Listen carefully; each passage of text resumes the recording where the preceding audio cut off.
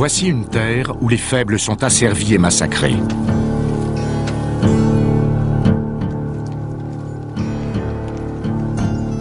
La violence est le quotidien de chaque homme. Pour les femmes, mieux vaut un époux mort qu'un époux vaincu.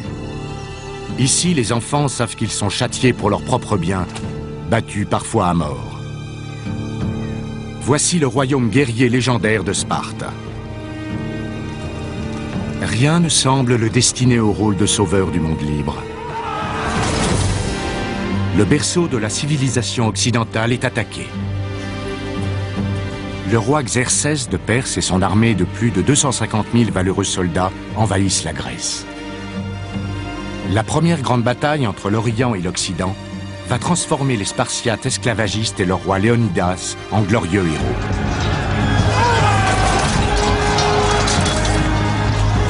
Pendant plus de 2 millénaires, leur résistance héroïque sera une légende. Celle des Spartiates dans le défilé des Thermopyles.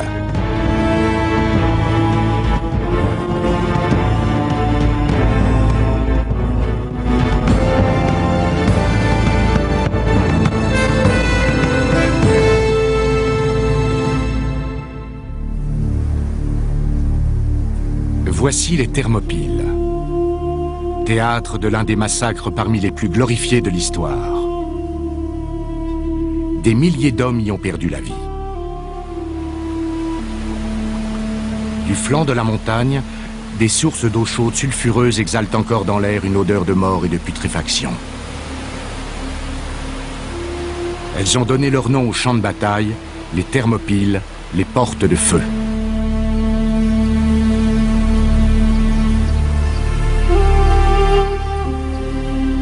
Un personnage solitaire veille sur le théâtre des opérations.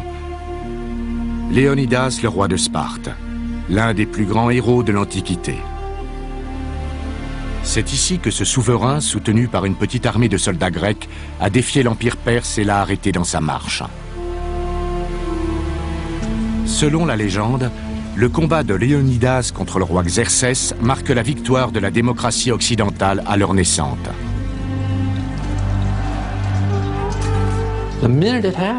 Dès le début, c'est devenu une légende. Pour nous, 2500 ans plus tard, tout semble très lointain. Ça fait partie de la mythologie. On ne peut dire si les faits ont réellement existé. Pourtant, c'est un événement historique. Nous connaissons les noms des participants. Tout est vrai.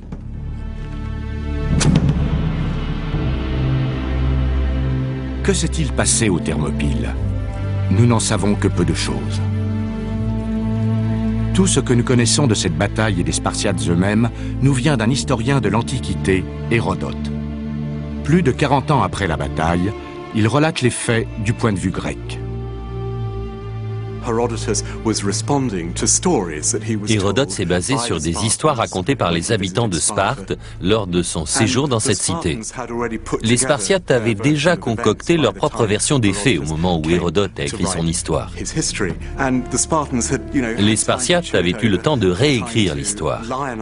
Ils ont élevé Léonidas au rang de célébrité et la bataille est devenue un acte d'héroïsme. Hérodote a ainsi compilé une version en partie mythifiée.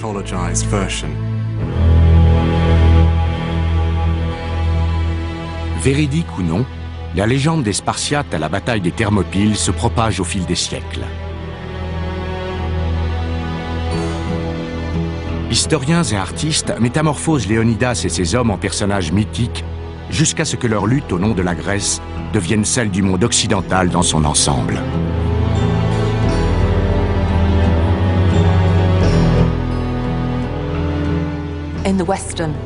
Dans l'imaginaire occidental, l'histoire des Thermopyles est l'exemple le plus frappant du sacrifice héroïque pour sa nation. Le message est simple, mieux vaut être mort que non libre. Léonidas est originaire d'une société violente et fermée, en décalage total avec le reste de la Grèce.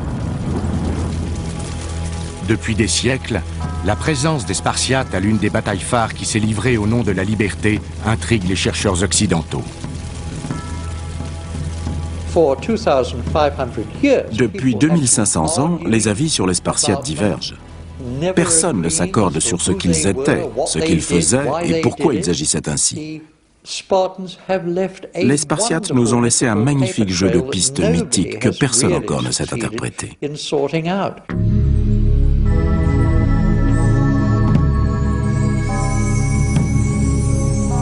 Aujourd'hui, il ne reste que quelques vestiges de Sparte, la cité-État la plus fermée et la plus isolée de la Grèce antique.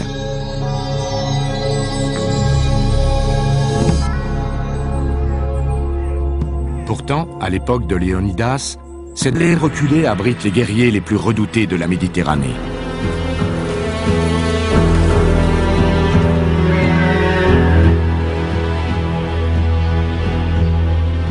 Il y a près de 2500 ans, la Grèce n'est pas une nation unifiée. Sparte est la plus farouchement indépendante des 1500 cités-États féodales. Contrairement aux autres Grecs qui consacrent la plus grande partie de l'année aux travaux des champs, les Spartiates sont des guerriers à temps complet.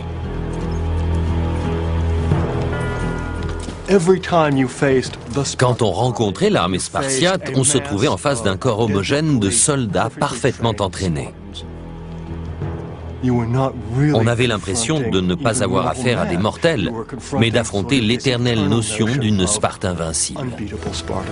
Chef de sa propre cité-État, Léonidas est aussi craint de nombreux autres royaumes. Pourtant, sa suprématie est sur le point d'être remise en question.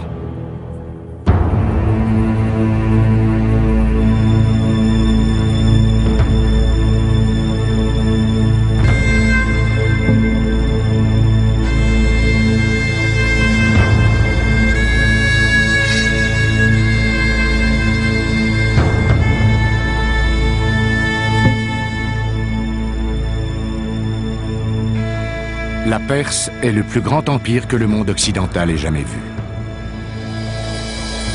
Avec pour centre ce qui est l'actuel Iran, il s'étend de l'Inde à l'Égypte. La Grèce n'est qu'un point minuscule vers l'Occident. La Perse était un empire gigantesque. Il était composé de 28 nations. Il disposait de toutes les ressources et de toutes les richesses qu'il pouvait désirer. Il était maître de ce que personne auparavant n'avait jamais contrôlé. Les Perses semblent capables de dominer le monde. Pourtant, quelques années s'écouleront avant qu'ils comprennent qu'il leur faut tout d'abord forcer la défense spartiate. Pour la Perse, Sparte est une machine de guerre sans pareille. Isolés du monde extérieur, les Spartiates se considèrent comme une race supérieure élue. Dotés d'une législation et d'idéaux extrêmes, ils entendent bien le rester. Les Spartiates avaient l'idéal d'une société égalitaire. Ils se donnaient d'ailleurs le nom d'égaux. Ils suivaient tous le même entraînement militaire, avaient le même style de vie. La vie des Spartiates était consacrée à une sorte de devoir envers l'État.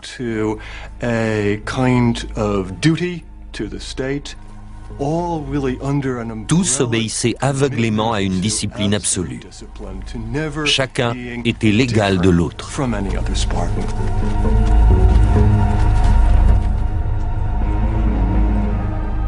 Afin que la discipline soit maintenue, chaque habitant de Sparte est sous surveillance.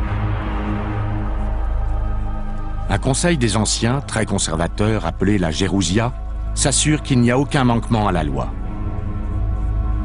La Gérousia est elle-même surveillée par un groupe d'officiels, les éphores. Les rois eux-mêmes ne sont pas au-dessus de tout soupçon. Sparte n'était pas une monarchie, c'était une diarchie. Sparte était représentée par deux rois, chacun surveillant l'autre étroitement. Ils étaient rivaux et savaient que s'ils s'éloignaient du droit chemin, les éphores les puniraient. Un roi pouvait être jugé, exilé, et sa réputation ternie aux yeux de l'histoire. Personne n'échappe au regard inquisiteur de Sparte. On s'assure que tous les nouveau-nés sont conformes à l'idéal spartiate. Le prince Léonidas lui-même a dû subir un test. Si l'enfant échouait à l'examen corporel, s'il était né avec un défaut qui sautait aux yeux, s'il était mal formé, aveugle ou sourd, il était tué. Il était exposé au péril ou jeté dans un ravin. Sa vie s'arrêtait là. Être exposé au danger est une pratique courante dans toute la Grèce antique, mais les Spartiates poussent le concept à l'extrême. On exposait les enfants au danger pas seulement en cas de malformation physique, mais aussi quand les parents ne pouvaient les élever, avec l'espoir qu'ils seraient recueillis et qu'ils auraient la vie sauve. Chez les Spartiates, les enfants difformes ou ceux qui montraient le moindre signe de faiblesse étaient précipités dans un ravin, non loin de Sparte. Ils étaient tout simplement tués.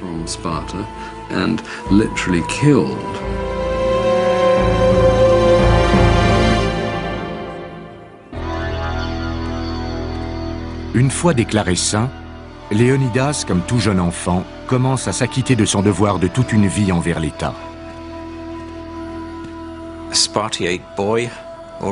Le jeune ou la jeune Spartiate devait être, comme on dirait aujourd'hui, nationalisés. Ils appartenaient à leur communauté. À 7 ans, le garçon est retiré de sa famille et reçoit une éducation spartiate. Les jeunes Spartiates étaient éduqués collectivement par la cité dès l'âge, dit-on, de 7 ans. Cette éducation visait à leur inculquer l'endurance physique, les techniques militaires et surtout l'obéissance. Les jeunes garçons vivent ensemble dans une caserne, apprenant ainsi la camaraderie. Dépourvus de tout confort, ils deviennent des Spartiates rigoureux en subissant des épreuves physiques extrêmes. Dès son plus jeune âge, le jeune devait apprendre à chasser. Il marchait nu-pieds, il devait apprendre à survivre seul dans la nature.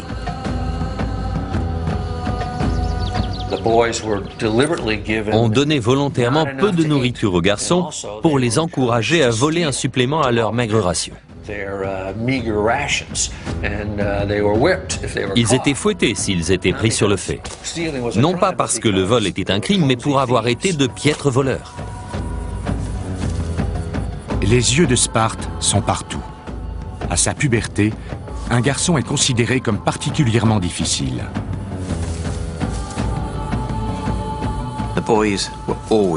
Les garçons étaient sous surveillance à tout moment de la journée. Pour les Spartiates, l'adolescence était un âge critique où les jeunes gens pouvaient dévier du droit chemin. Il fallait faire la police à tout instant pour transmettre les valeurs du groupe dirigeant.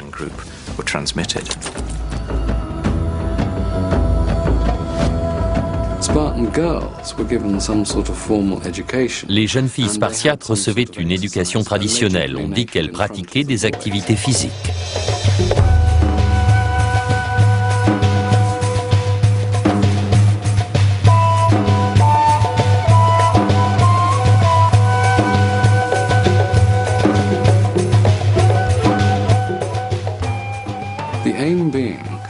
L'objectif était qu'elles arrivent au mariage, et elles se mariaient tard selon les critères grecs, en ayant été préparées à supporter l'épreuve de l'accouchement.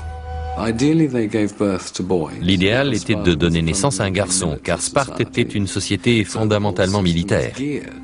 Tout le système visait à avoir le plus grand nombre de combattants en pleine forme physique.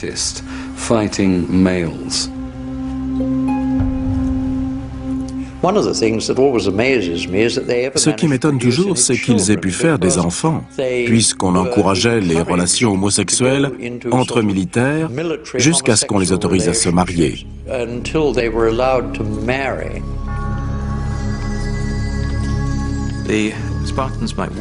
Dans la bataille, les Spartiates se battaient certainement aux côtés de leurs amants. L'homosexualité était censée resserrer les liens entre pairs. C'était un devoir, avec son bouclier et sa lance, de protéger son amant. Cela cimentait la cohésion du front. L'homosexualité était chose courante à Sparte. C'était une pratique positive, à condition qu'elle n'empêche pas la procréation. Comme la population spartiate est peu nombreuse, il existe des lois qui pimentent la vie sexuelle des couples mariés.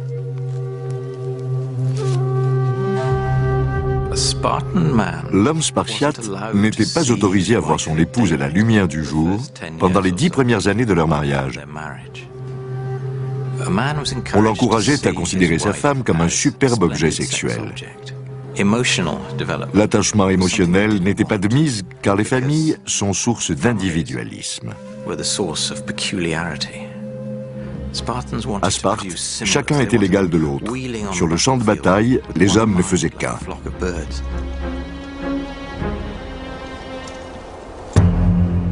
À l'âge de 20 ans, comme tous les jeunes Spartiates, Léonidas devient soldat. Son devoir, servir Sparte jusqu'à ce qu'il atteigne ses 60 ans ou jusqu'à sa mort. Chaque jeune homme porte le seul uniforme qui existe alors en Grèce, la cape rouge, symbole de Sparte. Il est conçu pour masquer le sang, le sien ou celui de ses victimes. Léonidas doit lui aussi se conformer à la règle, se laisser pousser les cheveux. La chevelure spartiate était faite pour intimider. Elle se portait longue et hirsute. C'était en quelque sorte des dreadlocks. L'ennemi était censé la redouter. L'apparence d'un Spartiate était représentative de sa société. Cet homme est terrifiant. Voyez sa carrure, sa longue chevelure, la couleur rouge sang de sa cape. Voyez le reste de la troupe qui attire l'attention. Les maîtres de l'univers.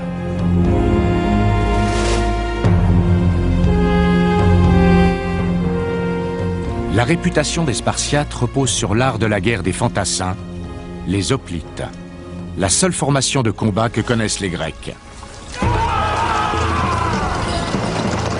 Ce sont des adversaires redoutables. La phalange spartiate est un front de soldats serrés épaule contre épaule. Lance pointée et protégée par le chevauchement des boucliers.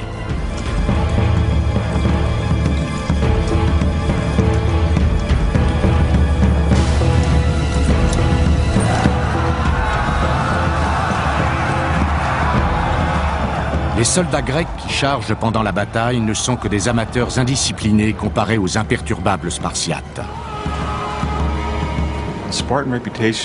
La réputation militaire des Spartiates est prestigieuse. Elle était basée sur l'intimidation psychologique. Tels les seuls hoplites à ne pas courir. Pendant la bataille, ils marchaient au son de flûte. Cela semblait terrifier leurs adversaires. On cite des exemples où des armées entières se sont enfuies d'emblée.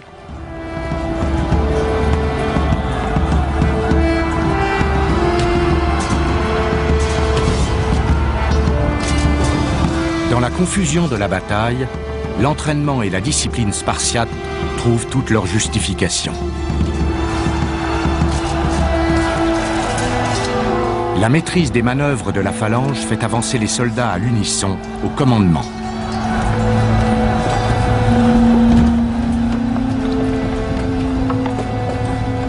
Le soldat spartiate est entraîné à côtoyer la mort. Les bains de sang font partie de sa fonction. Les cités-États qui attaquent les Spartiates savent qu'elles vont subir de lourdes pertes.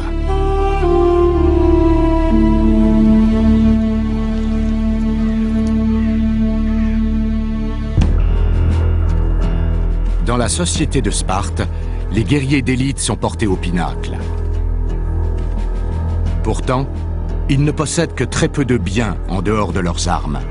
Leur code guerrier rejette tout luxe et privilégie l'austérité et la privation. Leur régime alimentaire est peu appétissant. Mais les Spartiates ont appris à apprécier cette nourriture. Les Spartiates avaient ce que les plus nantis de n'importe quelle société possèdent. Le plus haut statut qu'on puisse imaginer. Ceci compensait toutes les privations corporelles.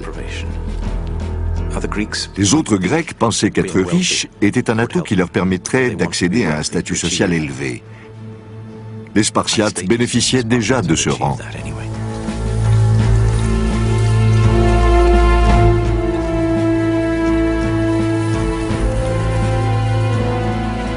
La réputation d'une Sparte invincible militairement remonte à la conquête de la Messénie et de la Laconie limitrophe. Elle réduit ses anciens voisins au servage, les contraignant au travail de la terre.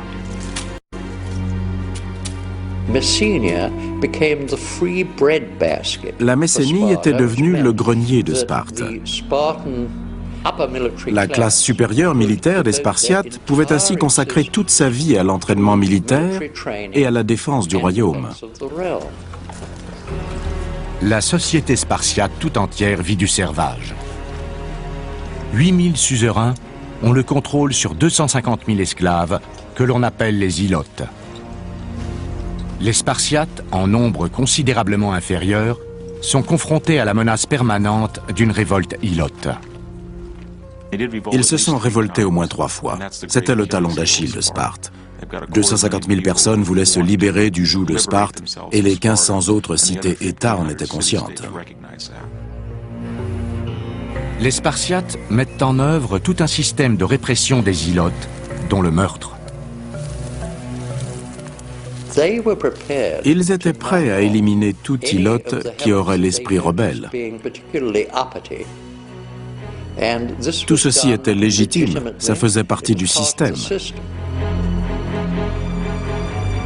Une déclaration de guerre rituelle des Spartiates justifie le meurtre des ilotes. Chaque année, les Spartiates déclaraient la guerre aux ilotes.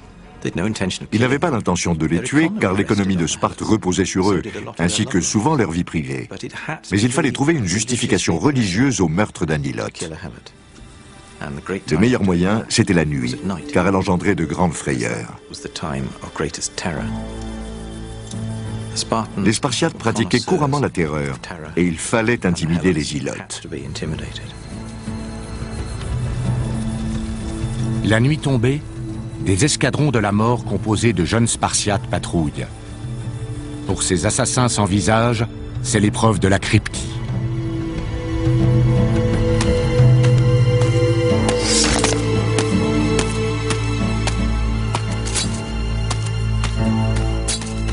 Le contrôle des ilotes va bientôt s'avérer secondaire devant les troubles qui se déroulent de l'autre côté de la mer.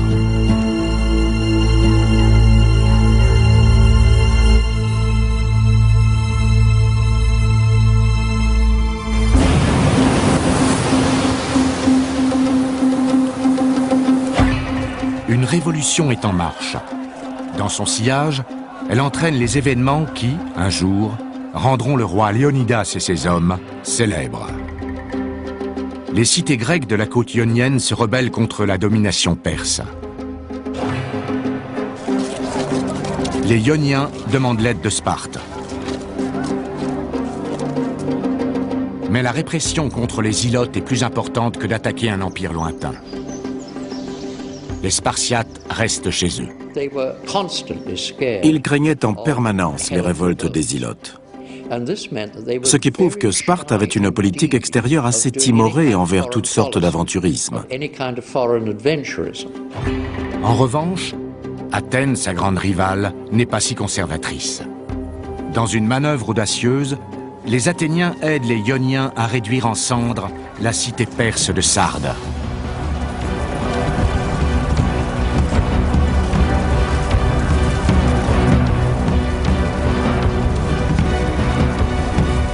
Une telle audace ne manque pas de provoquer les représailles de la Perse.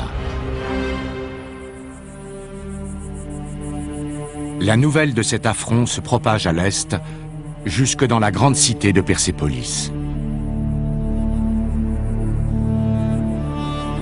Là, le roi Darius Ier reçoit les hommages de son vaste empire perse qu'il dirige d'une main de fer.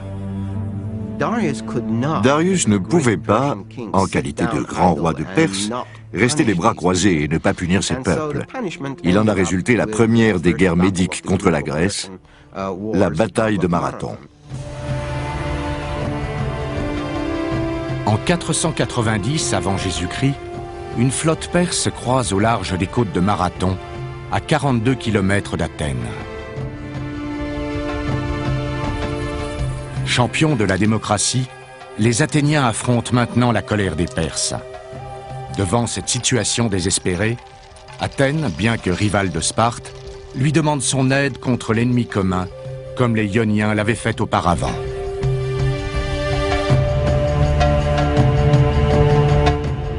Athènes dépêche à Sparte son messager le plus rapide, Philippides. Mais le roi Léonidas n'est pas d'humeur guerrière. Les Spartiates sont en train de célébrer la fête des Carnéias, leur fête religieuse la plus importante. Et dans la Sparte de Léonidas, la religion prime. Ils n'allaient pas abandonner les célébrations d'une fête qui pour nous correspondrait à Noël ou à Pâques. S'ils le faisaient, les dieux les puniraient pour n'avoir pas respecté la plus grande célébration en leur honneur.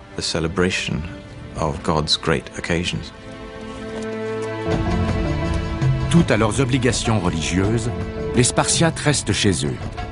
On annonce à Philippides que Sparte n'enverra ses troupes qu'une fois les célébrations des Carnéias terminées. Les Athéniens affrontent les Perses seuls et les repoussent vers la mer.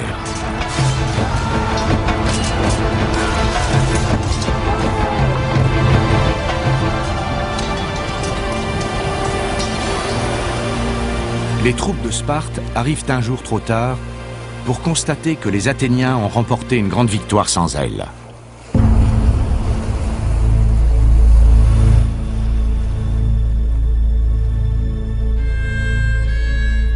La bataille de Marathon n'est qu'une escarmouche comparée à ce qui va suivre.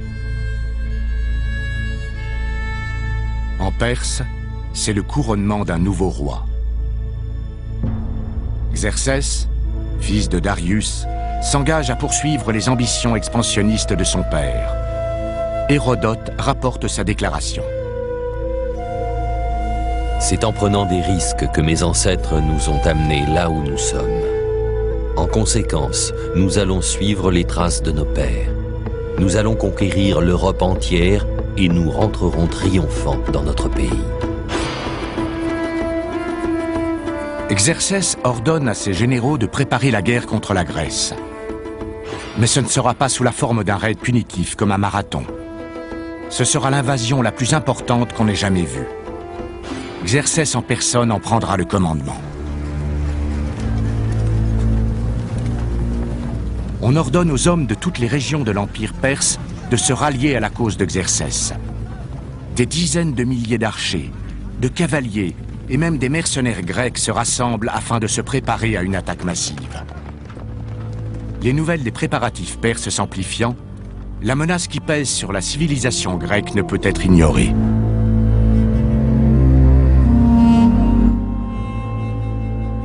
Léonidas se rend à Corinthe pour y rencontrer un groupe de ses rivaux grecs. Leur première pensée a été de trouver un moyen de sauver leur vie. Mais les Grecs étant ce qu'ils étaient à l'époque, ils ont dû se dire « Comment sauver ma cité ?» D'instinct, Léonidas se serait retranché dans son royaume. Mais il sait que ce serait peine perdue devant Xerxès.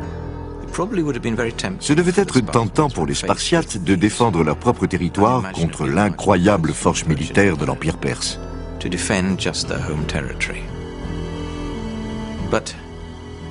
Mais leur flotte était insignifiante. Sparte pouvait être cernée par un ennemi venu de la mer. Il fallait à Sparte un allié doté d'une flotte puissante, en l'occurrence Athènes. S'il veut obtenir l'aide d'Athènes, Léonidas doit conclure un accord avec son ancienne rivale. Même s'il est prêt à commander un petit nombre de cités grecques alliées contre les Perses, il n'a pas autorité pour obliger les troupes à les suivre. Dans les semaines qui suivent, il doit convaincre les Spartiates de la nécessité de combattre aux côtés des Grecs.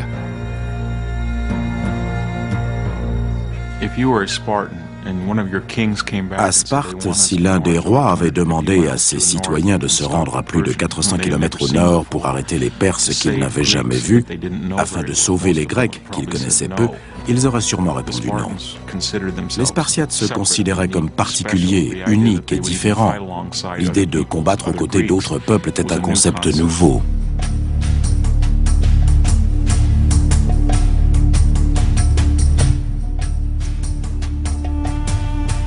Mais à présent, il semble manifeste que la menace se fait plus lourde.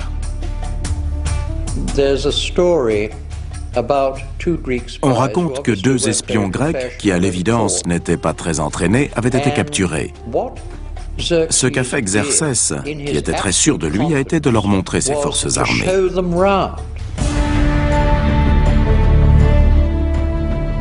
Rien ne préparait les espions à l'ampleur de l'armée perse déployée devant eux.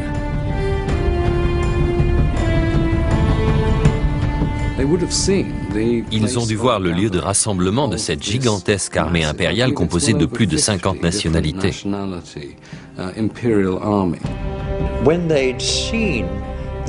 Après avoir vu l'ampleur des préparatifs, ils allaient retourner chez eux et dire à leur peuple « Vous feriez mieux d'abandonner, c'est une force meurtrière bien trop puissante pour nous. » Après 4 ans de préparatifs, Xerxès lance son offensive. En envahissant la Grèce par le nord, il espère balayer la côte avec l'aide de sa flotte perse. Mais il doit tout d'abord traverser l'Hellespont, l'actuel détroit des Dardanelles, qui relie l'Europe à l'Asie mineure. Xerxès décide de l'enjamber. Ses hommes font un pont en amarrant des centaines de bateaux les uns aux autres. C'était du jamais vu, une chose absurde pour les Grecs. Pour les Perses, en revanche, cela faisait partie intégrante de la fonction de l'armée que de fournir tout ce qui était nécessaire pour se déplacer le plus efficacement possible. Il faut un pont sur l'Hellespont, alors faisons-le. 2 gigantesques ponts flottants sont alors construits, chacun de plus de 3 km de long. Mais à peine la tâche accomplie, les dieux ou la nature s'en mêlent. Hérodote relate qu'une violente tempête réduit les navires en miettes. Il écrit aussi que Xerxès, fou de rage, ordonne que l'on fouette l'Hellespont et qu'on le marque avec un fer rouge. Mais les ressources de l'Empire perse sont sans limite. 1 mois plus tard, l'Hellespont est à nouveau enjambé. Tout semblait sourire à Xerxès. Aucune action militaire concertée n'a tenté de l'arrêter à la tête du pont, ce qui l'aurait mis dans l'embarras. Il a traversé sans aucune opposition. Désormais, plus rien ne s'élève entre Xerxès et la Grèce continentale.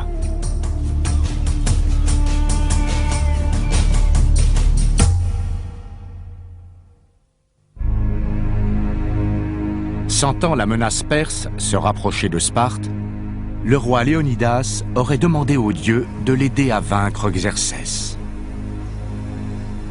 Il part pour le nord consulter le symbole religieux le plus puissant, l'oracle de Delphes.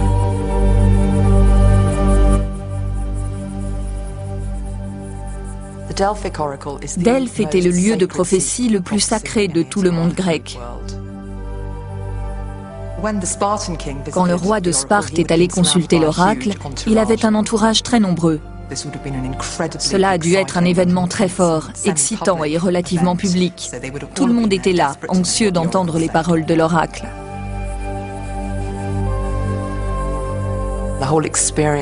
Toute l'expérience était sublimée par les rites préparatoires. Le sacrifice, l'aspersion d'eau et le passage par des marches secrètes qui menaient à la chambre souterraine des prophéties.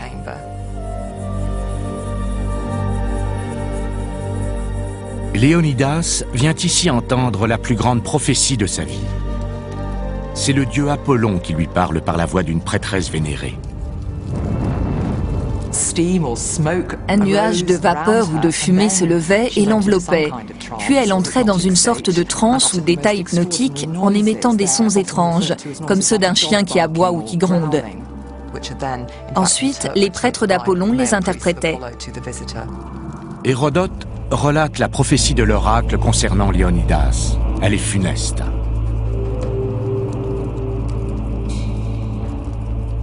Écoutez votre destin, ô résidents de Sparte des grandes plaines.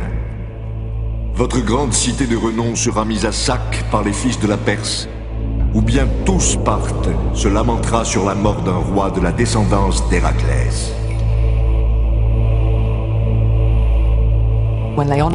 Quand Léonidas a consulté l'oracle, la nouvelle a été terrible. L'oracle de Delphes a dit « Soit un roi spartiate meurt, soit Sparte est détruite ».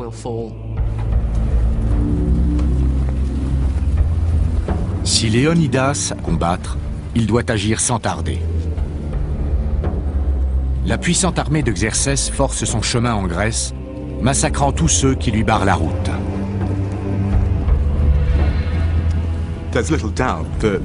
Le citoyen d'une province grecque, qui ne connaissait qu'une armée de quelques milliers d'hommes, a dû être stupéfait devant le passage de l'armée de Xerxès, qui mettait des jours à traverser un seul endroit.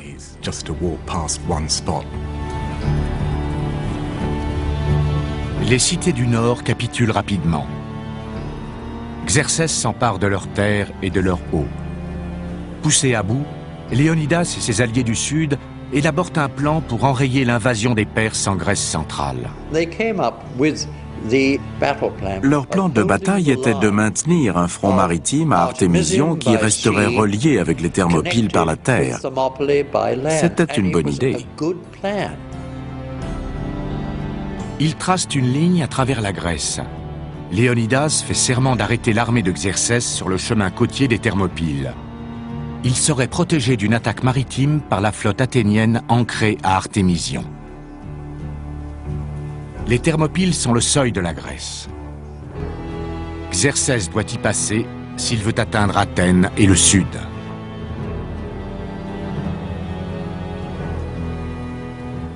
Le défilé des Thermopyles était connu des Grecs comme point stratégique sur la route terrestre nord-sud.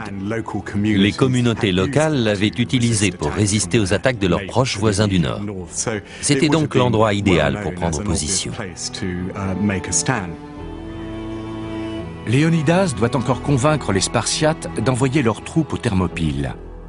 La nouvelle fête des Carnéia est proche, et selon le code guerrier de Sparte, il est interdit de se battre pendant cette période. Ils ont dû penser, s'il devait y avoir une bataille en Grèce, la meilleure armée, fière de sa supériorité guerrière, se devait d'y participer. L'expérience de Marathon était une honte qu'il traînait depuis 10 ans. Léonidas a certainement essayé de convaincre ses hommes qu'un autre conflit entre l'Est et l'Ouest sur le territoire grec ne pouvait se faire sans eux. Pour les quelques 250 000 Perses qui déferlent sur la Grèce, il n'existe qu'un seul obstacle, les Spartiates de Léonidas. La dignité du roi et celle de sa communauté en tant que peuple indépendant reposaient sur le recul des Perses. Pour les Spartiates, un avenir digne ne pouvait s'envisager sous domination perse. Mais les Spartiates n'aiment pas combattre hors de leur territoire. Ils ont une population massive d'esclaves appelés ilotes qu'ils doivent contrôler. Avec 250 000 ilotes à surveiller en permanence, que faire si une armée arrivait aux portes de Sparte? Les Spartiates étaient peu nombreux. S'ils envoyaient 300 ou 500 de leurs soldats d'élite et s'ils étaient tués, l'équilibre entre hommes libres et ilotes serait rompu. Devant l'avance de l'armée de Xerxès en direction du sud, Léonidas n'a plus le choix. Il doit envoyer certains de ses guerriers d'élite dans le nord. Les Spartiates pensaient que s'ils n'y allaient pas, aucun Grec n'irait. En tant que cité militaire de pointe qui dirigeait l'armée, Sparte devait montrer l'exemple.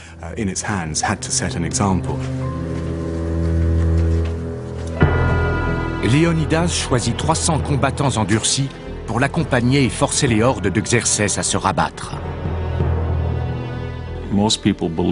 Beaucoup pensaient que les 300 hommes représentaient l'avant-garde chargée d'affirmer la détermination des Spartiates. Si tout se passait bien, le gros de la troupe suivrait. Mais chacun devait savoir que partir traverser le nord de la Grèce à la rencontre d'une armée de quelques 200 000 soldats, c'était aller au-devant de la mort. En dépit du danger, ils partent sans hésiter. Le Spartiate était entraîné à obéir. Quand Léonidas a dit « partez aux Thermopyles », il a dû dire « à vos ordres », ramasser son pactage, ou plutôt demander à son ilote de le faire, et prendre la route. Au début du mois d'août de l'an 480 avant Jésus-Christ, le roi Léonidas, 300 Spartiates et un nombre indéfini d'esclaves ilotes quittent leur terre sacrée en direction des Thermopyles.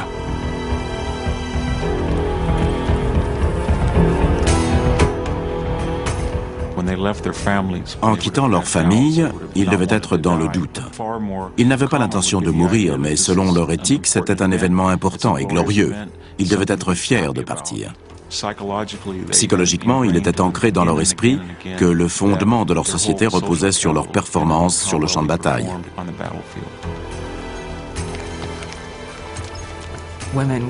Les femmes haranguaient leurs maris pour qu'ils rentrent vainqueurs. Les Spartiates avaient un mot d'ordre célèbre, avec ou dessus, ce qui signifie que l'époux devait revenir debout avec son bouclier ou mort reposant dessus. Il ne devait pas rentrer chez lui en déserteur. Tous les Spartiates étaient entraînés à tuer. Mais les 300 guerriers n'ont pas été choisis seulement pour leur habileté sur le champ de bataille. Les hommes devaient remplir une condition pour aller se battre aux Thermopyles. Ils devaient avoir des fils.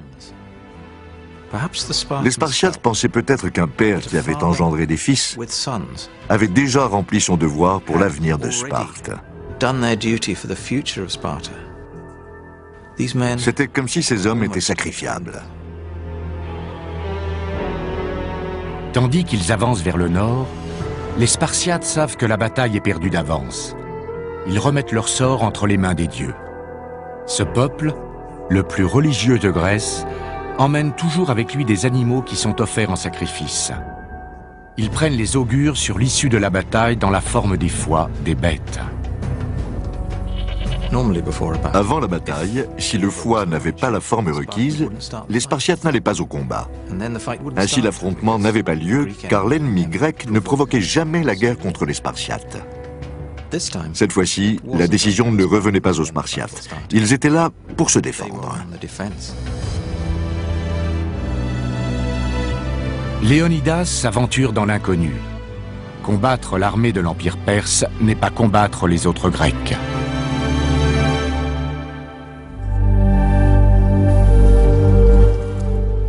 Dès le départ, les augures sont mauvais. Selon la légende, Léonidas aurait demandé conseil au plus grand devin de Grèce, l'oracle de Delphes. Elle prédit qu'un roi spartiate doit donner sa vie afin de sauver Sparte. Si la légende dit vrai, la bataille des Thermopyles est une mission suicide. Pourtant, la cause n'est peut-être pas aussi désespérée qu'il n'y paraît. Encouragés par leur exemple, les autres cités grecques se rallient à la cause. Athènes a déjà accepté d'engager sa puissante flotte. Avec le renfort d'autres alliés comme Thèbes ou Thespie, les rangs de l'infanterie comptent plus de 4000 hommes. Pourtant, selon le récit d'Hérodote, les Spartiates et leurs alliés sont encore inférieurs en nombre. 1 pour 500 sur terre et 1 pour 3 en mer. À la mi-août de l'an 480 avant Jésus-Christ, des montagnes escarpées se dressent devant eux. Ils sont arrivés aux Thermopyles. Des sources d'eau chaude se déversent du flanc de la montagne, donnant leur nom aux Thermopyles. Thermopylae, les portes chaudes, les murailles de feu. Nul ne sait avec précision ce que sont les Thermopyles à l'époque de Léonidas. On dit que la mer s'étale jusqu'au pied des montagnes, ne laissant dégager qu'un étroit sentier côtier qu'une petite armée peut aisément bloquer. Goulot naturel, les Thermopyles sont la dernière position de défense sur la route de Xerxès vers Athènes. La stratégie grecque est simple, bloquer la route vers le sud, le long d'une ligne défensive qui s'étend des Thermopyles sur terre jusqu'à Artémision, en traversant un petit détroit. Pour défendre cette ligne, en mer, la flotte athénienne. Sur terre, les Spartiates. Léonidas ordonne à ses hommes de prendre position sur le sentier côtier des Thermopyles. Il commence par reconstruire un ancien mur de défense. Son plan est de transformer le défilé des Thermopyles en un étroit passage de la mort, en créant une zone meurtrière qui piégerait et neutraliserait la supériorité numérique des forces perses. Ensuite, Léonidas s'attaque à l'unique faiblesse éventuelle du plan. Connu des seuls Grecs de la région, un sentier secret mène par les montagnes derrière les positions spartiates. Désireux de maintenir ses propres troupes en première ligne, Léonidas prend un risque. Il n'envoie qu'un petit contingent de phocéens alliés pour le garder. Le plan est maintenant en place. Le jeu de patience commence.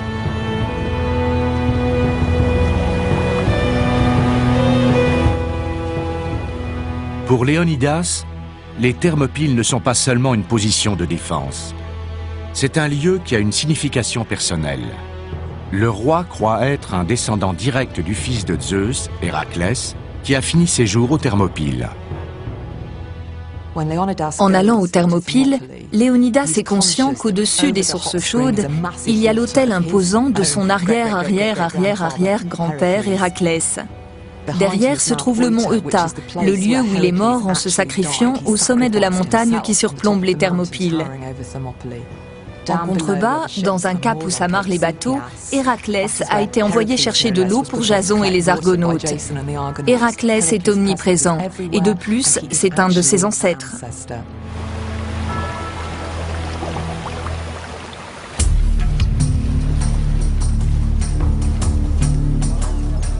Entre-temps, la puissante armée de Xerxès, forte de plus de 250 000 soldats, est bien nourrie grâce aux réserves de rations livrées par des navires spécialement affrétés des mois auparavant. Ils avancent inexorablement dans le nord de la Grèce. Les unes après les autres, les cités paient leur tribut en offrant dîners et divertissements au grand roi et à sa suite royale de quelques 15 000 membres. À la fin du mois d'août de l'an 480 avant Jésus-Christ, Xerxès arrive aux Thermopyles sans qu'une épée ne se soit levée contre lui. Maintenant, les milliers de feux de camp des Perses couvrent les plaines au nord des positions de Léonidas. Les deux armées ne sont séparées que par l'étroit défilé des Thermopyles.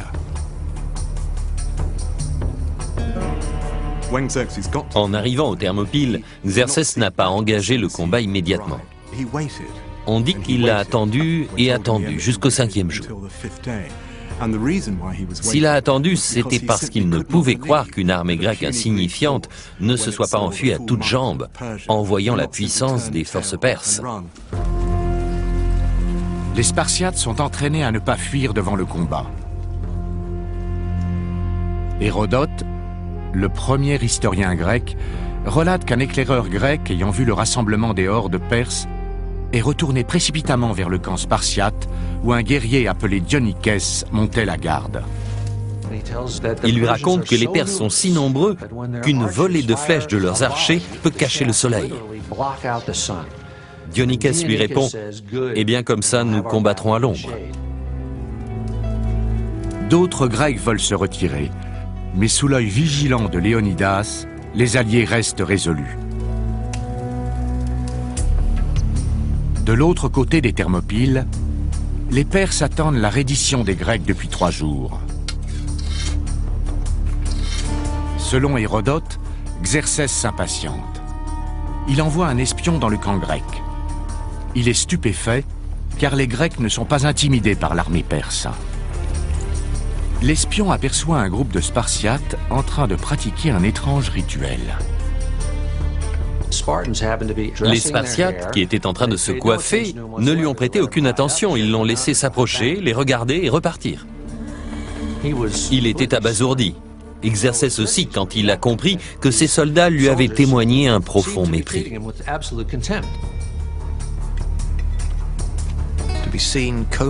Continuer à se coiffer devant l'ennemi montrait qu'ils n'étaient pas effrayés. C'était l'une des armes maîtresses des Spartiates à la guerre. Nous ne vous craignons pas, c'est à vous de fuir. Le matin du 5e jour, Xerxès ne peut supporter davantage l'étrange attitude des Grecs. Il donne l'ordre à ses hommes d'avancer.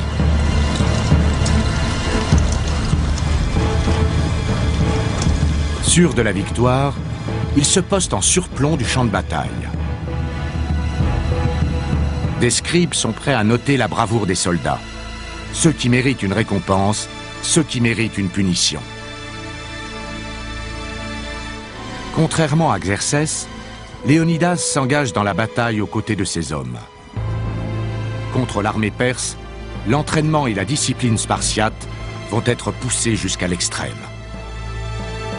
Une fois encore, les guerriers endurcis remettent leur vie aux mains de leurs camarades. Les premières troupes perses envoyées au front sont parmi les plus faibles. Mal équipées, elles ont pour ordre de s'engager dans le défilé et d'avancer vers les Spartiates.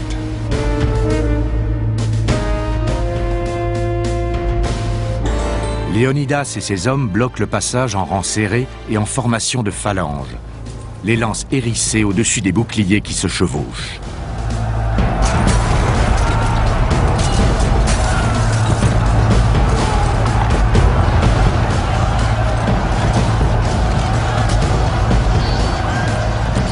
Quand les deux premières lignes étroites s'affrontent, les Perses comprennent vite que leurs javelots courts et leurs boucliers d'osier sont inefficaces devant les lances de 3 mètres des Spartiates disciplinés.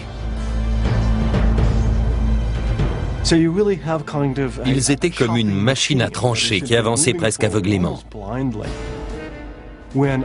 Quand une rangée de Spartiates affrontait une rangée de soldats équipés d'armes plus légères, c'était sanglant. C'était comme mettre de la viande dans un hachoir.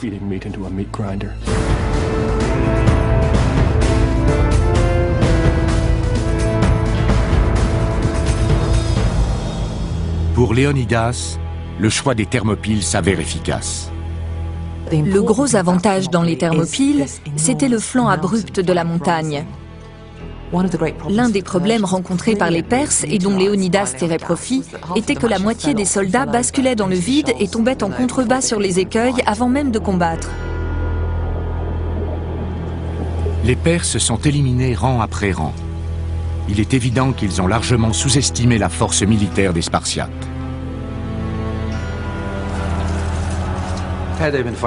S'ils avaient combattu à cheval en terrain dégagé, ça aurait été différent. Mais dans ce défilé, devant des Grecs lourdement armés et rassemblés en phalange, les Perses étaient impuissants. Je suis sûr que les sacrés aussi vite qu'ils levaient leurs lances. Piégés dans le défilé, les troupes perses qui avancent sont anéanties, incapables de tirer avantage de leur nombre.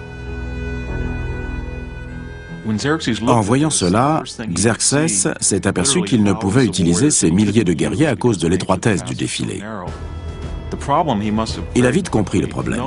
Il envoyait des hommes là-bas, les Grecs les tuaient, il en envoyait d'autres, ils étaient tués à leur tour, c'était sans fin.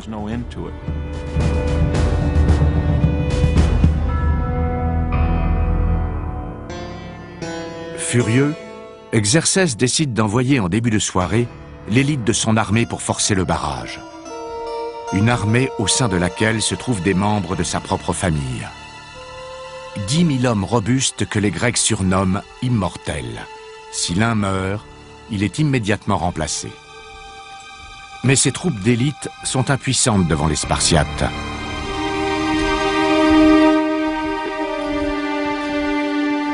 Tandis que les deux forces se rapprochent, les Spartiates lancent une contre-attaque audacieuse. Au milieu de la bataille, ils font mine de se replier. Un point est intéressant. Les Thermopyles sont la première et unique fois dans l'histoire de la Grèce antique que l'on parle d'un repli tactique. Les Spartiates avançaient vers l'ennemi et, au commandement, ils se sont immobilisés et ont fait marche arrière entraînant les Perses dans le défilé. Soudain, ils ont formé un front et tué encore plus facilement les troupes ennemies désorganisées. Ce n'était pas une tactique habituelle chez les Grecs. Alors pourquoi l'avoir utilisé aux Thermopyles? C'était sûrement l'association de la discipline spartiate et de l'étroitesse du défilé. Si ça s'était passé sur un champ de bataille traditionnel, ils auraient été facilement débordés. Surpris par les pertes croissantes, Xerxès ordonne le repli des Immortels. Au crépuscule, Léonidas et ses alliés ont triomphé des forces supérieures en nombre.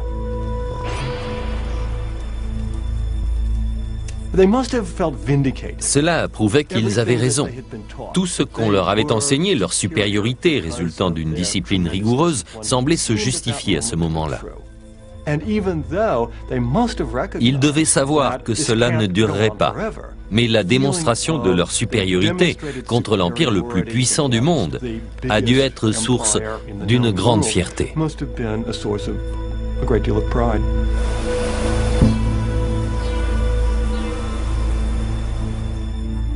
Dans le camp perse, après cette mauvaise journée, Xerxès est ébranlé.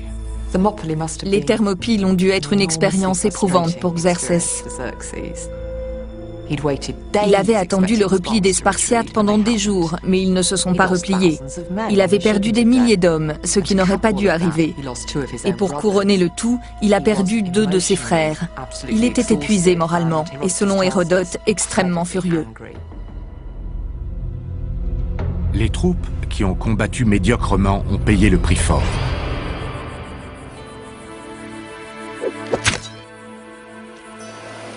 La flotte de Xerxès a elle aussi souffert. En face des Thermopyles, la flotte athénienne a coulé de nombreux navires, protégeant ainsi Léonidas d'une attaque maritime.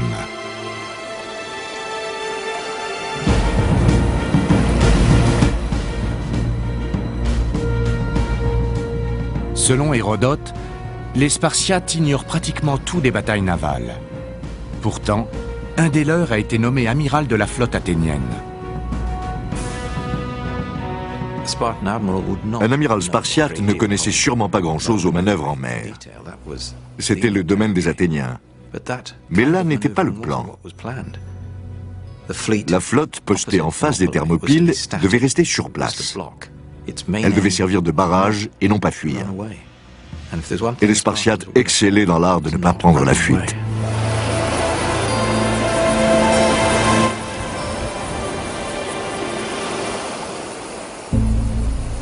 Au second jour de la bataille, Xerxès essaie une fois encore d'ouvrir une brèche dans le défilé.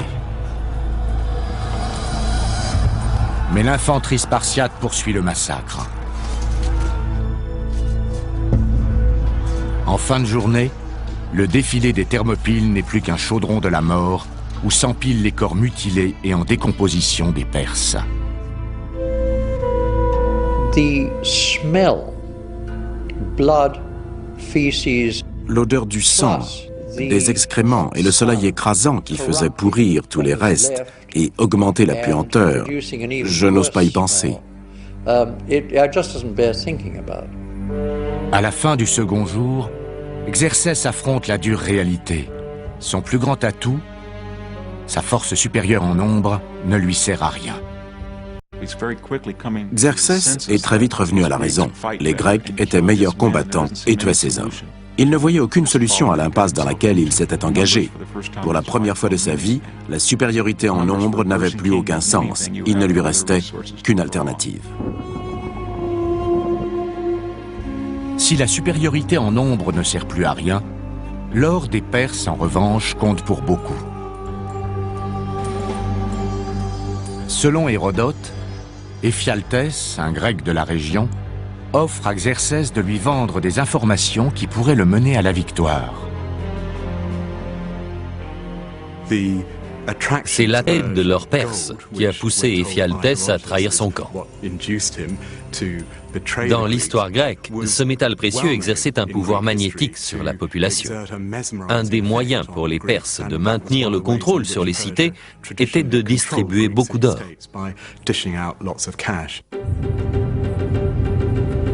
Contre de l'or, Éphialtès indique aux Perses l'endroit où se trouve le sentier d'Anopé qui mène à l'arrière des positions spartiates.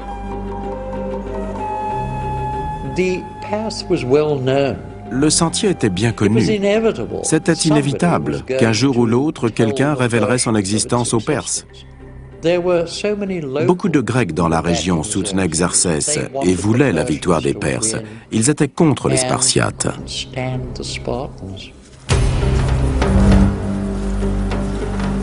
10 000 immortels avancent sur le sentier secret.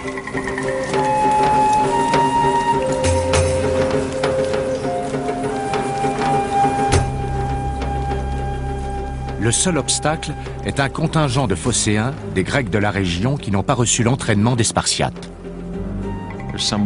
Ils étaient un millier et le seul ordre qu'ils avaient reçu était d'empêcher que le défilé ne soit contourné. Là-dessus, Éphialtès conduit les Perses derrière les positions de Léonidas.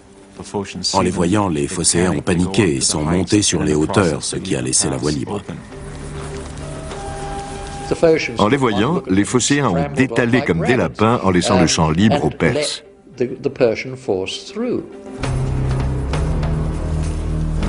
Alors que les immortels de Xerxès commencent à gravir le sentier escarpé, Léonidas cherche un moyen de mettre un terme à la situation.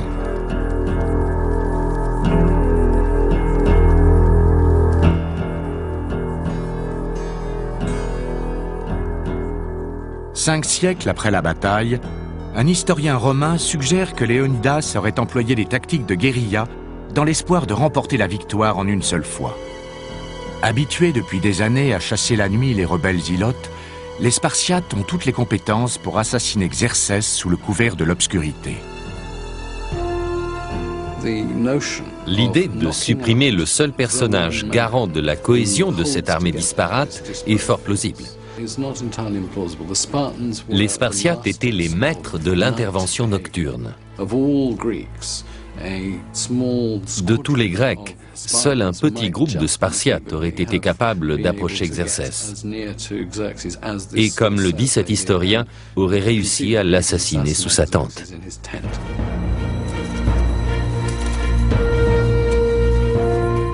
Hérodote n'en parle pas, mais pour moi, c'est une histoire qui, si elle ne s'est pas produite, aurait dû se produire. Il est logique que quelqu'un ait proposé « laissez-moi essayer » et que Léonidas réponde « pourquoi pas ».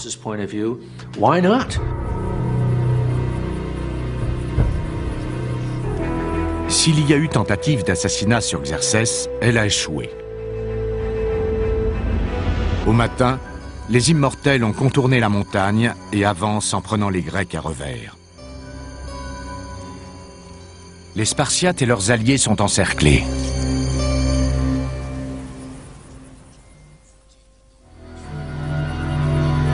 Au troisième jour de la bataille, les Spartiates et leur roi sont fermement décidés à tenir bon.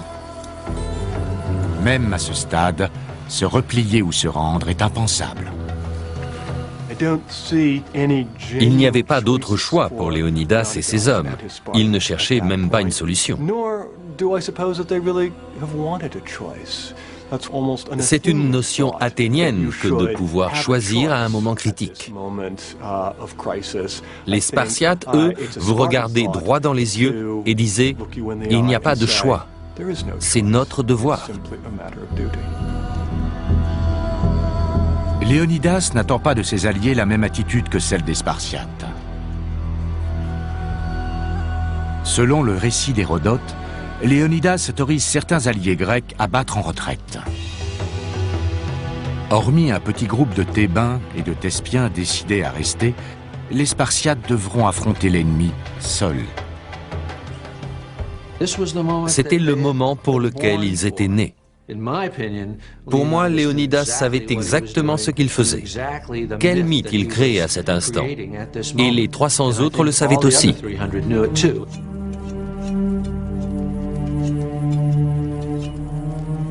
Les Spartiates se préparent au combat avec leurs sacrifices habituels. Les augures sont formels. Les dieux eux-mêmes les ont abandonnés. Les Spartiates ont sacrifié un animal avant la bataille finale et les augures étaient mauvais. Nous pensons que si les guerriers ont engagé le combat ce jour-là, sachant que les présages étaient contre eux, ils sont allés au-devant de leur propre mort. car les dieux leur avaient dit de ne pas combattre.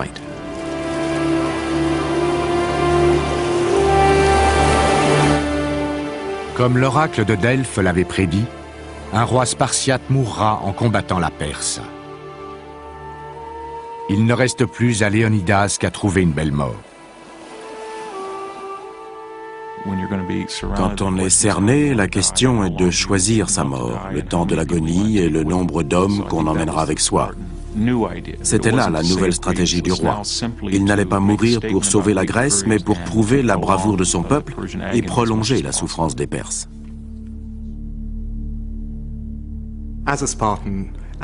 En qualité de Spartiate et de roi, Léonidas était avant tout un guerrier de métier et un meneur d'hommes. Au moment de l'assaut final, Léonidas n'avait pas l'ombre d'un doute sur la nature de son devoir.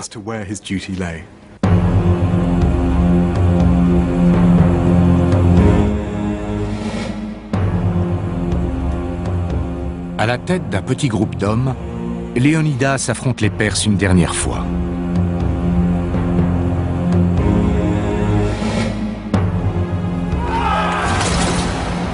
Cerné, il n'est plus en mesure de défendre le défilé. Il lance ses troupes dans une ultime bataille, faisant le plus de victimes perses possible.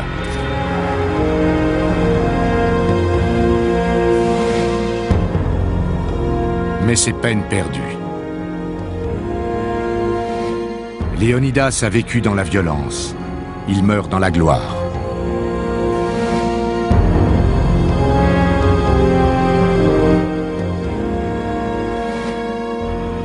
Privés de leur chef, les autres Spartiates continuent le combat, déterminés à faire payer chèrement aux Perses chaque goutte de sang grec versée. Même s'il faut combattre à main nue. Une fois leurs lances brisées ou perdues, les Spartiates s'en remettaient à leurs épées, ce qui était un événement rare. Une fois privés de leurs épées, ils se défendaient avec les dents ou les ongles.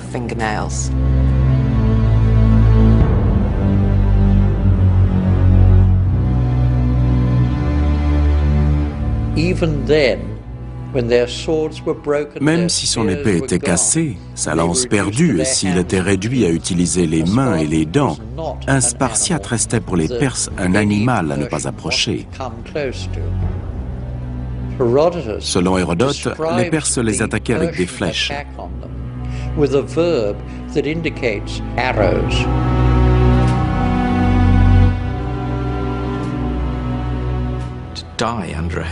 Mourir sous une pluie de flèches était pire que de succomber d'un coup de lance dans l'aine. Car on avait appris aux Spartiates à mépriser les flèches. Pour eux, elles étaient comme des fuseaux, un outil de femme.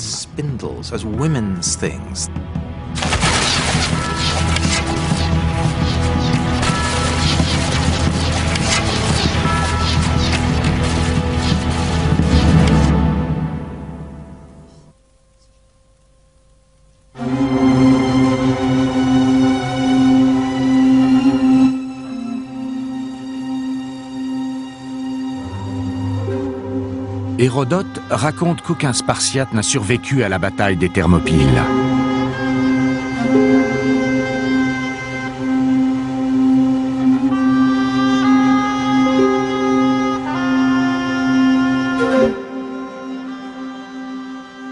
Les Perses victorieux retrouvent le corps de Léonidas parmi les morts amoncelés et le portent à Xerxès.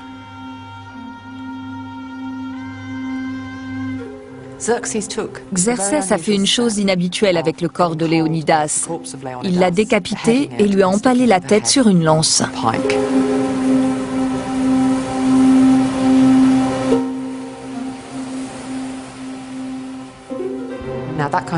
Cette pratique était déjà connue dans l'Antiquité, mais les Perses n'en faisaient pas usage. Ils honoraient les hommes qui s'étaient distingués au combat. Pour eux, ils étaient des héros et ils avaient beaucoup de respect pour leurs dépouilles. Xerxès a agi ainsi par colère.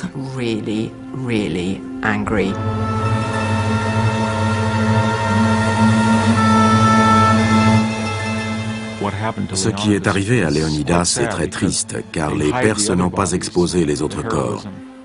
L'héroïsme et les preuves physiques de la bataille étaient dissimulés.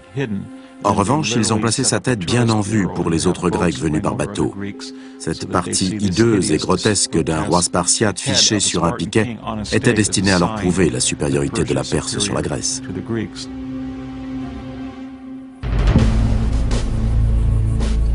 Le front n'a pas résisté. Les troupes de Xerxès descendent sur Athènes et la réduisent en cendres.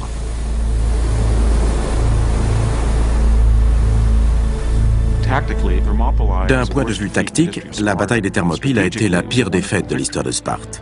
Pourtant, elle a été une grande victoire stratégique. Pourquoi? Le défilé avait été pris, la flotte s'était repliée, mais c'était une tragédie où les Grecs avaient tenu l'Empire perse à distance pendant 3 jours.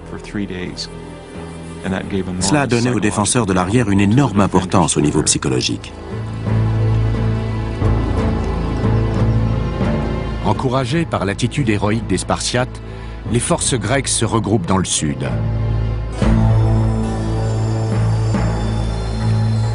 En une année, la flotte athénienne inflige une défaite à celle de Xerxès. Le roi perse se voit obligé de faire un repli humiliant. Il se retire en Perse pour ne jamais revenir.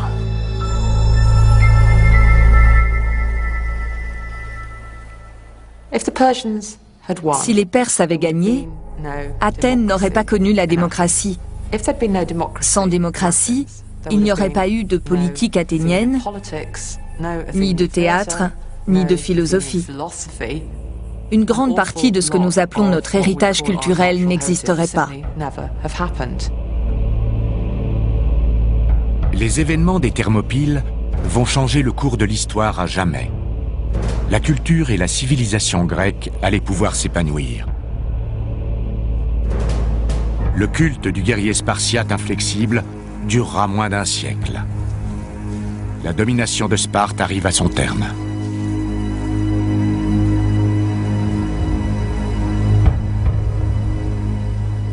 Seule la légende perdure. D'une certaine façon, Sparte était une société de cauchemar. Elle était capable de se sacrifier, ce qui est digne de respect. Pourtant, si nous épousions et supportions les valeurs de Sparte, nous perdrions tout ce qui touche à la liberté. Et étrangement, cette liberté n'existerait pas si la bataille des Thermopyles n'avait pas eu lieu.